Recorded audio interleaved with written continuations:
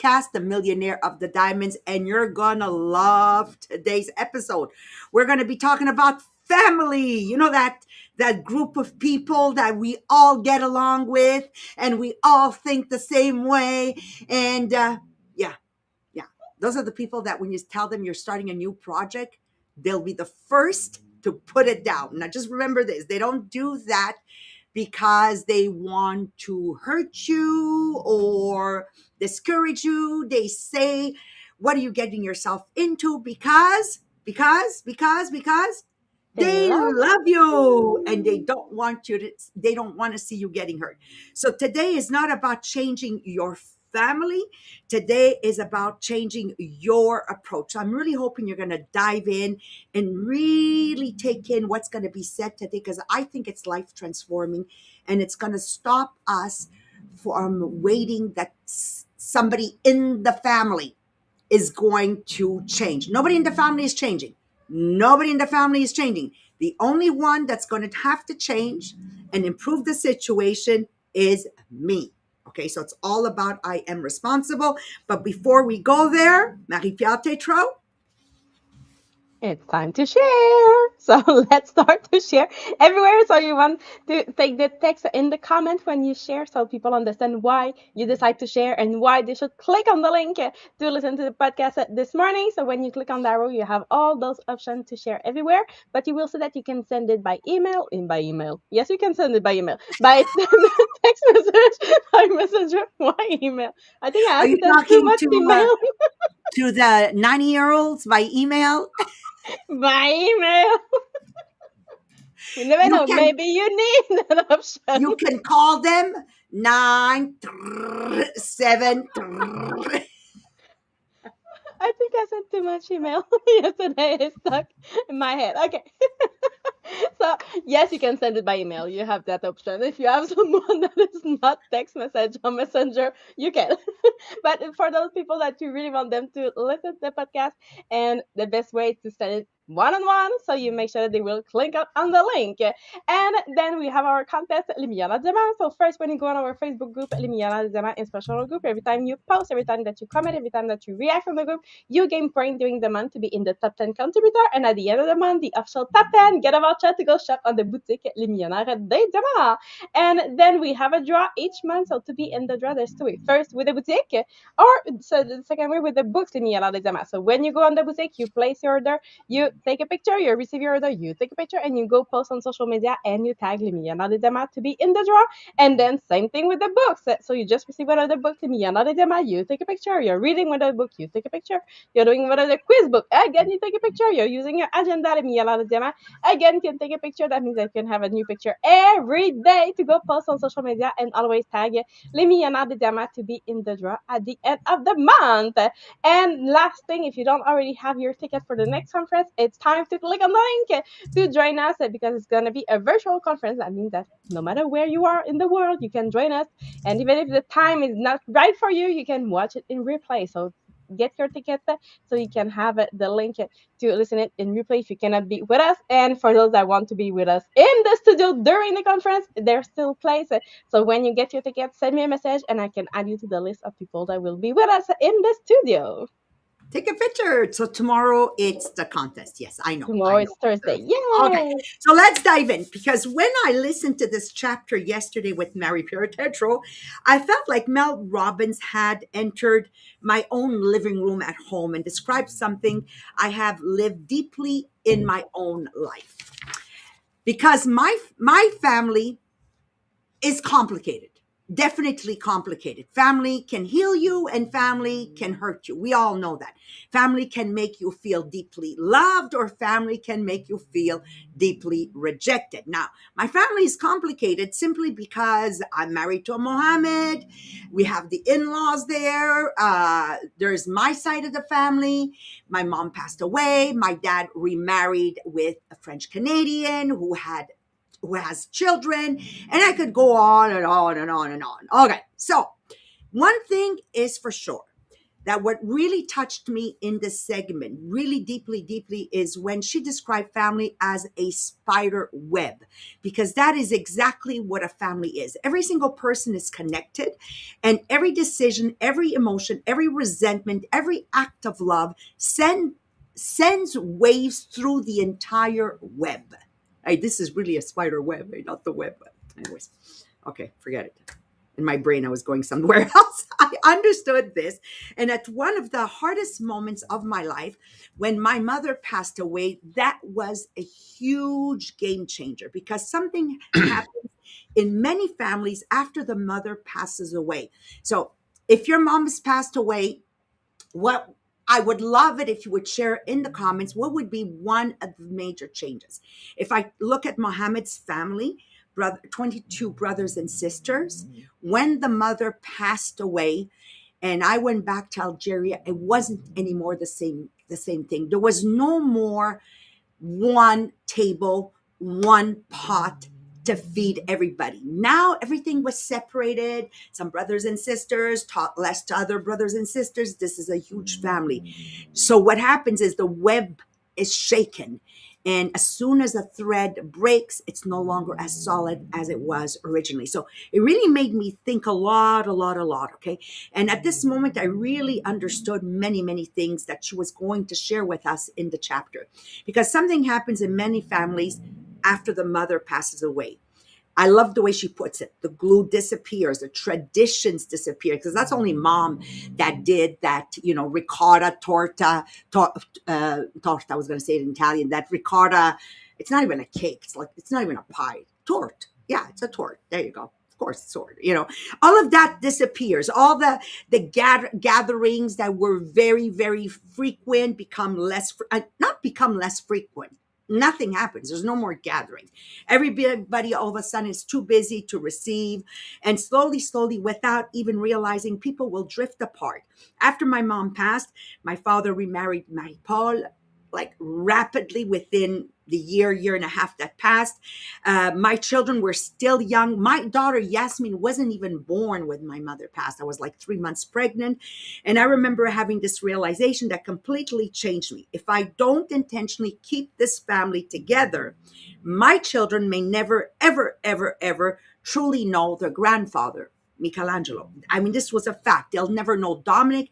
They'll never know my sister Patricia. They'll never know Fatma, Hadija, and I can go on and on with my in-laws too. And I realized something else. Nobody was going to organize it. Nobody was calling anybody. Nobody was planning the dinners.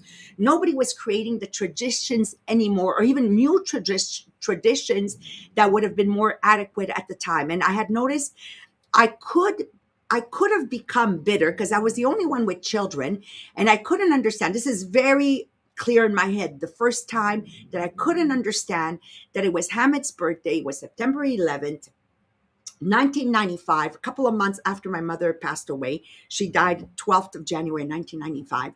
And my sister didn't even call to wish my son. It's not like she had children back then. Like, I just didn't get it. Anyways, the beautiful thing with me is I talk. I will always say what's in my mind. It doesn't mean it's good. I'm not telling you to do that because, a lot of times it comes out the wrong way. But anyways, the point is I talk. And my sister said something very profoundly. She says, Maria, if you want me to wish your son happy birthday, my nephew happy birthday, you make a birthday party and I'm going to be there. And it was a pivotal moment in my life. That's when I realized, in my own way, because, we didn't have this book back then, that I needed to become the glue. And she was absolutely right. Because I'm in a personal development program, I rapidly didn't take what she had said as an offense, but rather as an aha moment. And then I went back to another sentence I had read in another book, and you've all heard about it. Become the change you want to see. Was that Gandhi? Anyways, I'm not good, but you know what I mean, okay? And I said, okay, this is what's going to happen. So the thing with me is I'm all in, and I'm always like too much, but it's okay. Every Saturday night, no matter how tired I was, no matter how busy I was, because that's how I am. I'm always like, everybody came to my home. We had the whole full like Christmas Eve supper all the time. And you have to understand, nobody ever said this Saturday's at my house. Never, never, never. It was always at my house. And this is what love looks like. It's consistent. Love is about caring. It's about homemade food and people gathering around the table. And thanks to that, there is a very deep connection in my family still today. Example, Yasmin wants to go to Italy. She's looking for an all inclusive vacation to Italy, and she found it. It's called Bring Mom and Dad. I hope everybody's getting the joke here, right? So she found herself the all inclusive vacation. But guess who she called that she wants to have on the vacation? Dominic, my brother. Now, you need to understand that Yasmin today is 30. When my mom passed away, she wasn't even born. And if it wasn't for me being the game changer and not looking at, oh, they're not inviting me, then I'm not going to do it anymore, this would not be happening in my life right now. So this is very important that you give without expecting anything in return. There's nothing worse than giving with the intent of one day they're going to give it back to me. If you're going to do things that way, it will not change anything. On the contrary, you're only going to feel more and more resentment. So it takes one mature person, one compassionate person, one emotionally intelligent person, and that was me. Don't you love it? That was me. And Mohammed, like never, never, never would my husband have said, again, you're inviting, people over. Never, never, never. And I even remember back in those days when Carmela wasn't doing well, there was even Carmela over our house. It was amazing moments that today my kids still reminisce about. And those were the moments that kept the glue. So even if sometimes you have massive disagreement, we're all there for one another. Like I had no idea what it was going to create 25 years later. So what I want to share here with you before leaving you in the hands with Jean-Philippe, who's going to talk really about, I call it the science behind it. There is a big science. Think about how you could be the game changer. Think about how you can make things different. Okay. But don't do it because you expect one day for them to return the favor. If that is the reason you're going to do something, then don't do it at all. It's just going to create more problems. So that being said, I'm going to leave you in the hands of Jean-Philippe Jacques. Good morning, everyone. So yes, Jean-Philippe, I want to look with you. Jean-Philippe, did you like the all-inclusive vacation? Yeah. Okay, bye-bye. I like it. So I want to look at how family is actually not just a group of individuals, but it's really what we call an emotional system, an ecosystem. And today I want to explain you what is the science between that, okay, and how you can use that let them theory to navigate those relationships that sometimes may be hard because it's part of our family, and family is that ecosystem. So there is six pillars that I want to cover with you. The first one is really the family system theory. Okay, so the idea is that a family function like an emotional ecosystem. Each member are connected to each other. What one person does, feel, or change sends shockwave through the entire system. Okay, so why? Because any disruption, okay, expect a balance and will create a resistance. So what is happening is when you do something like you take a route for your career that wasn't expected. Let's say like me, okay, I let my career as a teacher to be in MLM. Okay, so this is sending a shockwave. So what is happening is there is a phenomenon, okay? It's called an emotional contagion. We've talked about it in our podcast, Sylvain and I, okay? So emotions spread. So if there is anxiety from somebody, well, that anxiety is sent throughout the system, okay? We can feel it. It's in the air. It's shared. It's amplified. Okay, so that is why when you change, okay, even if it's for something that is better, your family will react. Okay, it's not against you, it's called a defending system, okay, because they want to restore the balance that was or used to be in the ecosystem family. So this is the first pillar. Second pillar, okay, why family hurts more, which means that when we receive a comment, okay, from somebody from our family, let's say like your mother, or you receive the same comment from a colleague, it won't have the same impact. Okay, so why does it hit harder? Okay, so it's called an emotional memory pathway, and we have that for each member of our family. So every interaction with a parent, a sibling, okay, is actually crystallized into our brain. And our brain has associated with each loved one a set of prediction of how usually they react, of how usually they feel when you act a certain way. Okay, this is called an early emotional conditioning.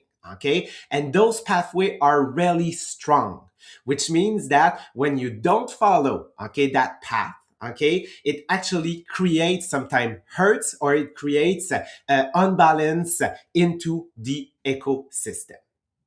The third pillar, okay, is called the frame reference. Okay, so the psychology behind the frame reference is this. Okay, it's the lens through which a person sees the world, their history, their life experience, their fear, and their expectation. Okay, see that as a way as everybody is wearing glasses, but we have a different filter. Someone is yellow, someone like is pink, another one is red. So we see the world in a different way. Okay, so this is where we call like the cognitive psychology that can help us understand, okay, is to reduce the emotional reactivity. So sometimes you don't agree with someone, okay, to that where they're coming from, but you need to understand that you have your own way of understanding, and this is not like their way, because you have a different way of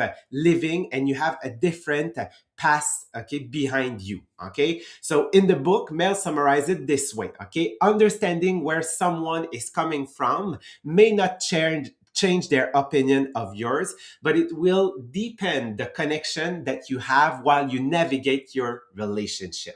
So if both of you understand that you may not agree, but still like love each other or understand why, this will help the relationship.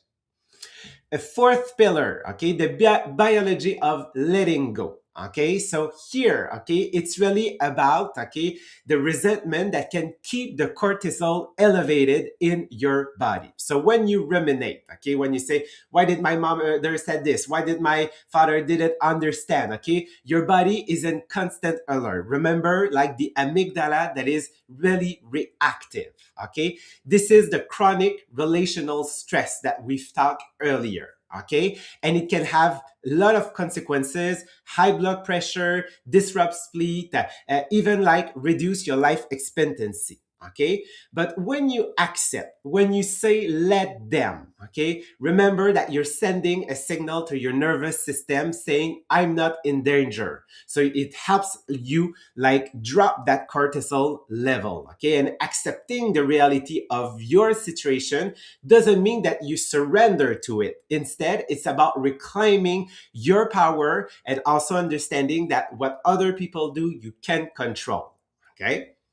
Number five, okay, it is the pillar of understanding why emotionally mature adults stop trying to control others. This is what I've covered last week, okay? Remember that when you try to control, you create a lot of resistance, okay? And it won't help you. You can't change somebody. The only person you have control over is you, okay? But if you have compassion, compassion will create openness. So when you accept someone as they are unconditionally, okay, doesn't mean that you have to be to agree with them, but you create spare a space where change become possible. Okay. And remember, the change will be about you, about what you control and how you let other people have their own way of doing. Okay. So this is a mark of emotional maturity. Okay. Inner security allows you to grant autonomy to others, and you understand that you don't have control over them, but you only have control over you.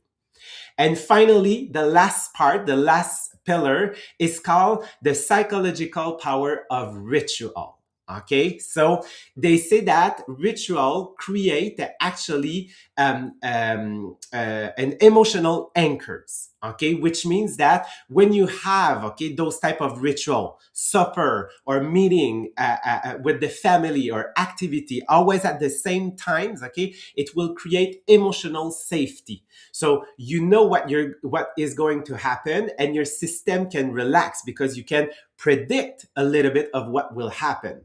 It will create continuity. Okay, so if you're constantly changing, unfortunately, okay, that continuity can happen, and this is what can create tension.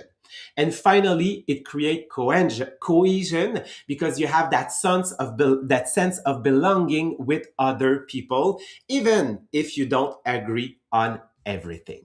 Okay, so those are the six pillars behind like the family. So we understand now that the family is like of an ecosystem, but even in a family, even if we're related, sometimes we can disagree with somebody else, but still love each other because we understand that we have to let them to let us have control over ourselves. So now to help you reflect about your relation and your situation in your family, Marie-Claire has a quiz for us.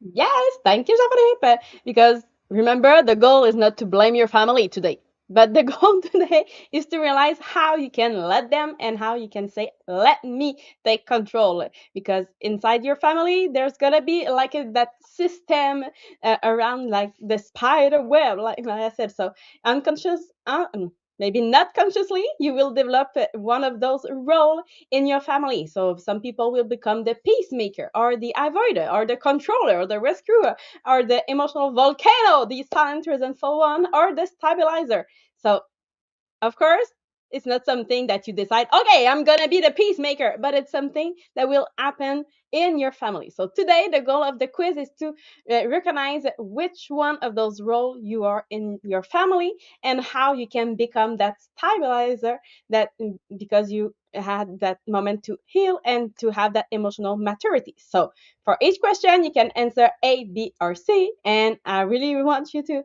recognize yourself honestly, not the person that you want to be, but how you would react in those situations. So let's start with the question number one. So when someone disappoints you, so a family member maybe forgets something important to you, so do you A, minimize your feeling to avoid attention, B, replay it mentally and carry resentment, or C, feel hurt but respond maturely? Question number two. You have a family gathering. So before that family event, what sounds most like you? A, I worry about everybody getting along. B, I already feel emotionally tense or drained. Or C, I focus on creating connection and peace.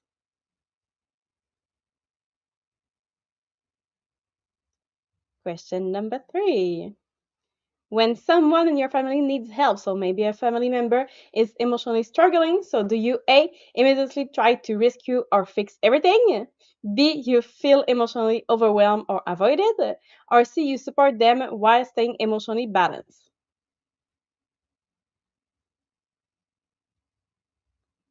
Question number four.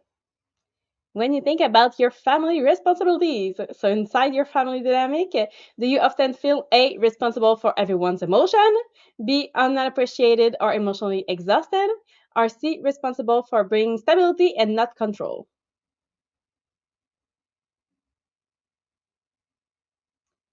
And question number five.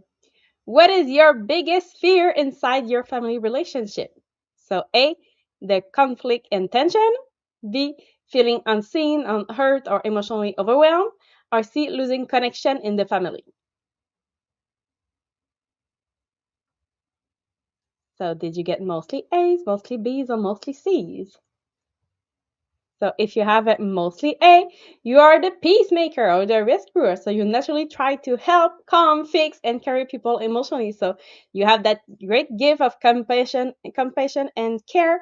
But your challenge is to losing. Maybe you start to losing yourself, trying to hold everyone together. So of course, we want to work on that to become the stabilizer. If you have mostly B, now you are more in the reactive role, so you may become emotionally overwhelmed, avoidant, resentful, explosive, or disconnected. So you have that deep emotional sensitivity, but your challenge is that that sensitivity is not used to heal your emotional reaction instead of just living inside of them. And if you have it mostly seen, now you are the stabilizer. So you are learning emotional maturity. So you understand that you cannot control the entire web of the family, but you can control your energy, your reaction, your emotional stability, and the love that you choose to create with your family. And that can really change your family system. So how we can become that stabilizer? 3 points that will help you. Number one, pause before reacting, because the stabilizers do not react immediately, they pause, not because they have no emotion, but because they will understand that emotional reaction will spread to the web will be very quick. So you, before texting or before answering or before exploding, before shutting down, just ask yourself, will my reaction create more chaos or more peace in that web? So number one, pause before reacting. Number two, stop keeping score. So the stabilizer will stop measuring who called first, who invited last, who made the more effort, or who disappointed that person. So the scorekeeping will just slowly poison the love in your family. So that stabilizer will focus more on connection than fairness. So not because they are weak, but because they are emotionally mature. So stop keeping score is number two.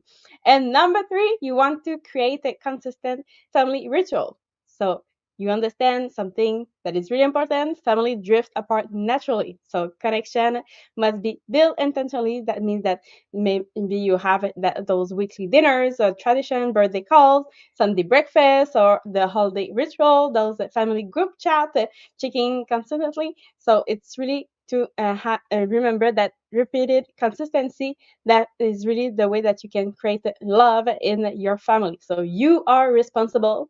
You can say, let me take control, so we can have that web that is not full of chaos but full of love. You are in charge.